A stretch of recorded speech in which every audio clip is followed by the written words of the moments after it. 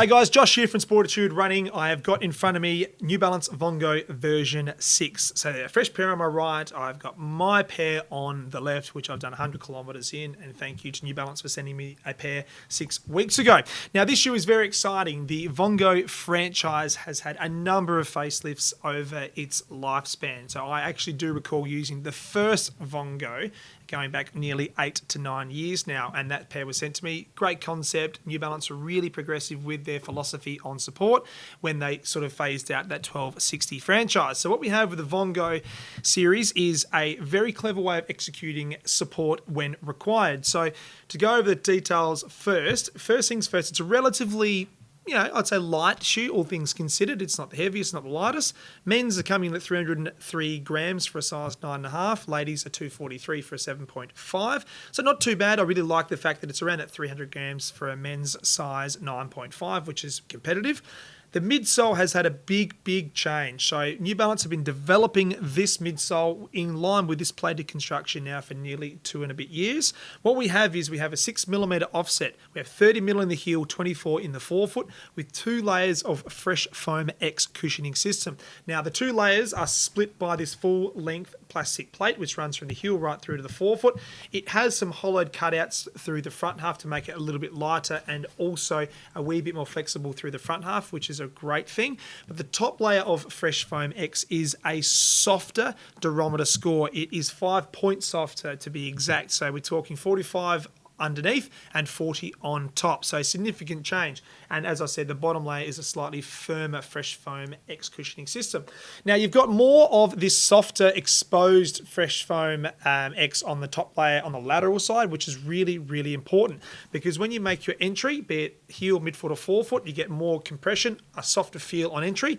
And as you flip it around to the medial side, the plate does come up cambered towards the arch, which provides that element of support when required. So you do lose a little bit of that cushioning on the medial side, but it is not there and not required on the instep, that's for sure. In regards to the upper, we have got a recycled material, very much like the 1080 version 13. So we have a hyper knit engineered construction, really great saddle fit, fantastic internal heel collar and heel counter at the back half through here. So the upper is held exactly where it needs to be on top of this platform.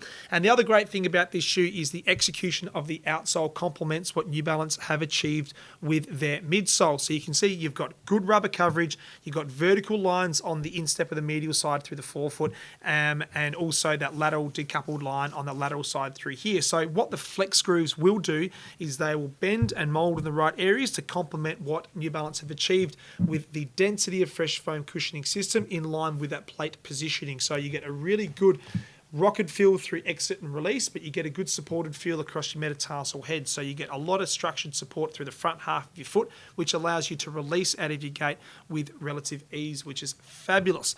Other shoes to consider, which if you haven't come from Vongos previously, well, your ASICS Gel KR 30 is probably the closest comparison, and also the Glycerin GTS from Brooks. Though both of those shoes have kind of what they call that dynamic support system, not a heavy shoe, not a structured medial posting. So a lot of brands are sort of veering away from that concept, and the Vongo version 6 is kind of playing exactly to that market. I would say the version 6 Vongo is softer than the other two I just mentioned. It has a really plush feel underneath the foot, and it is on that lower 6mm heel to toe offset. So it is a significant change in midsole engineering in comparison to the other two, which are 10mm heel to toe drop.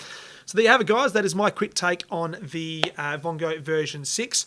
I personally have absolutely loved this shoe. As I said, I've done 100 clicks in these. New Balance sent me a pair a few months ago, and I've thoroughly enjoyed them. Straight out the box, I went for a 10k run. I usually wear a shoe for a day or two on the shop floor or around home, go for a small 5 to 7k jog, but this shoe here was absolutely perfect, straight out the box for a 10k easy pace long run on my Sunday. Really enjoyed it. You can pick up the pace in this shoe comfortably, but I must say it's fantastic for those who require a little bit of support. You can be neutral, you can be mild overpronate. You're going to enjoy this shoe, that's for sure.